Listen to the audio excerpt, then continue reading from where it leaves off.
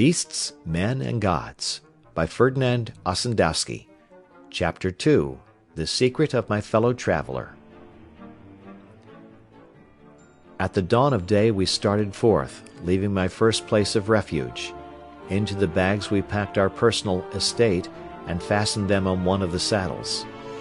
"We must go 400 or 500 versts," very calmly announced my fellow traveler, who called himself Ivan, a name that meant nothing to my mind or heart in this land where every second man bore the same. "We shall travel then for a very long time," I remarked regretfully. "Not more than 1 week, perhaps even less," he answered.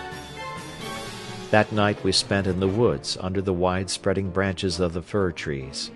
It was my first night in the forest under the open sky. How many like this I was destined to spend in the year and a half of my wanderings.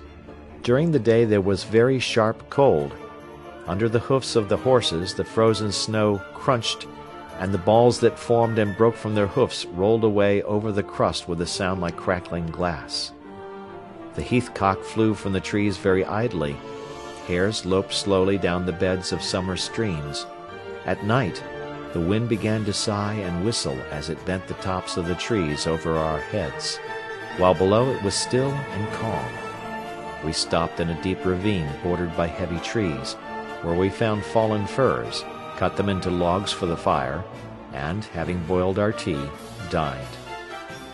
Ivan dragged in 2 tree trunks, squared them on one side with his axe, laid one on the other with the squared faces together, and then drove in a big wedge at the butt ends, which separated them 3 or 4 inches.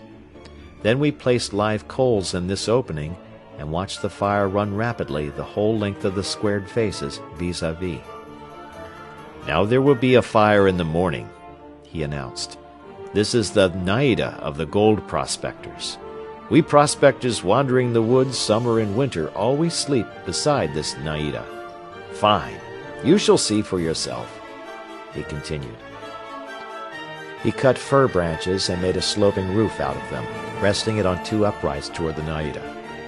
Above our roof of boughs and our naida spread the branches of protecting fir. More branches were brought and spread on the snow under the roof.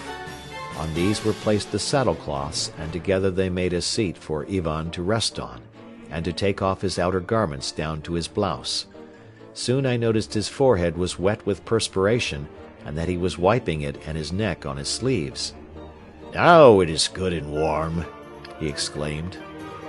In a short time I was also forced to take off my overcoat, and soon lay down to sleep without any covering at all, while through the branches of the fir trees and our roof glimmered the cold bright stars, and just beyond the naida raged a stinging cold, from which we were cosily defended.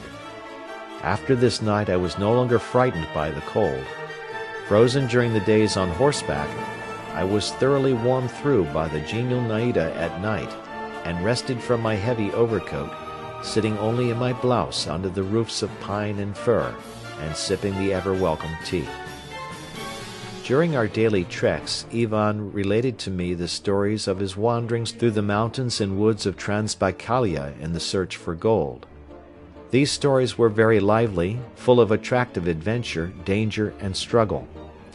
Ivan was a type of these prospectors who have discovered in Russia, and perhaps in other countries, the richest gold mines, while they themselves remain beggars.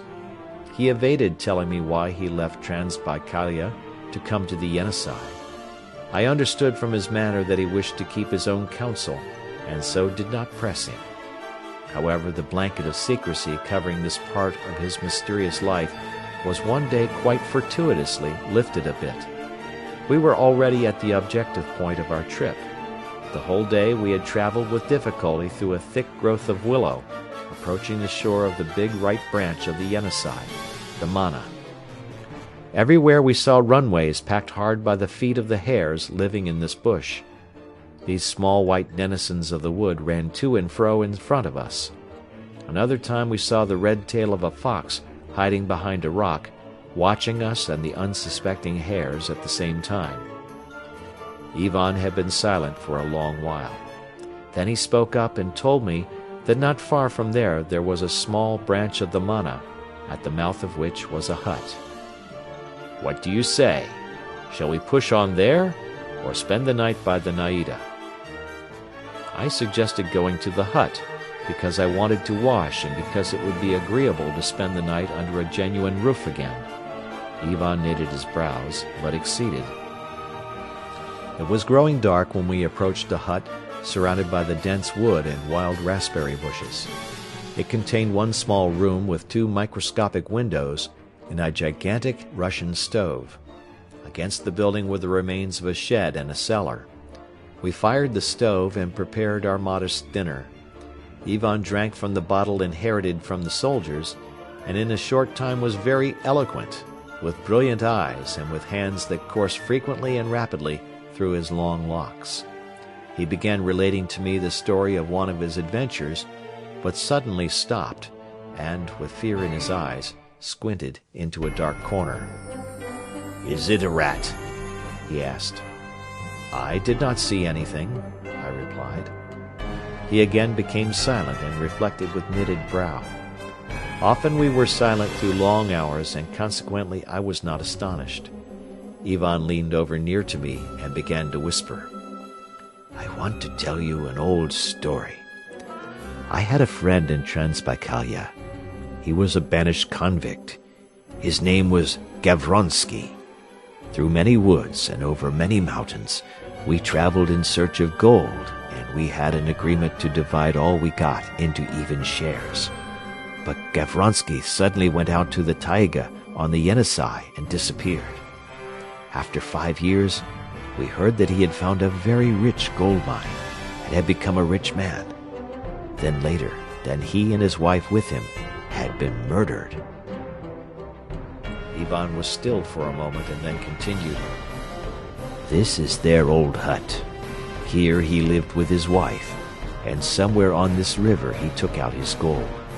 But he told nobody where. All the peasants around here know that he had a lot of money in the bank and that he had been selling gold to the government. Here they were murdered." Ivan stepped to the stove, took out a flaming stick and, bending over, lighted a spot on the floor. "Do you see these spots on the floor and on the wall? It is their blood, the blood of Gavronsky. They died, but they did not disclose the whereabouts of the gold. It was taken out of a deep hole which they had drifted into the bank of the river and was hidden in the cellar under the shed. But Gavronsky gave nothing away, and Lord, how I tortured them! I burned them with fire, I bent back their fingers, I gouged out their eyes, but Gavronsky died in silence." He thought for a moment, then quickly said to me, "I have heard all this from the peasants." He threw the log into the stove and flopped down on the bench. "It's time to sleep," he snapped out, and was still. I listened for a long time to his breathing and his whispering to himself as he turned from one side to the other and smoked his pipe. In the morning we left this scene of so much suffering and crime, and on the 7th day of our journey we came to the dense cedar wood growing on the foothills of a long chain of mountains. "From here," Ivan explained to me, "it is 80 versts to the next peasant settlement. The people come to these woods to gather cedar nuts, but only in the autumn. Before then you will not meet anyone. Also you will find many birds and beasts and a plentiful supply of nuts, so that it will be possible for you to live here. Do you see this river? When you want to find the peasants, follow along this stream and it will guide you to them." Ivan helped me build my mud hut. But it was not the genuine mud hut. It was one formed by the tearing out of the roots of a great cedar that had probably fallen in some wild storm, which made for me the deep hole as the room for my house, and flanked this on one side with a wall of mud held fast among the upturned roots. Overhanging ones formed also the framework into which we interlaced the poles and branches to make a roof.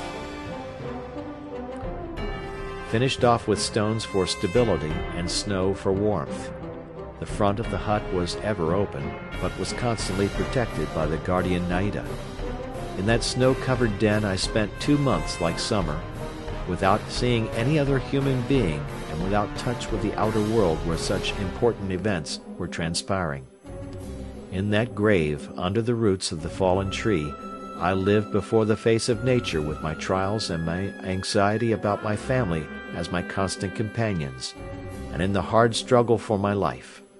Ivan went off the second day, leaving for me a bag of dry bread and a little sugar. I never saw him again.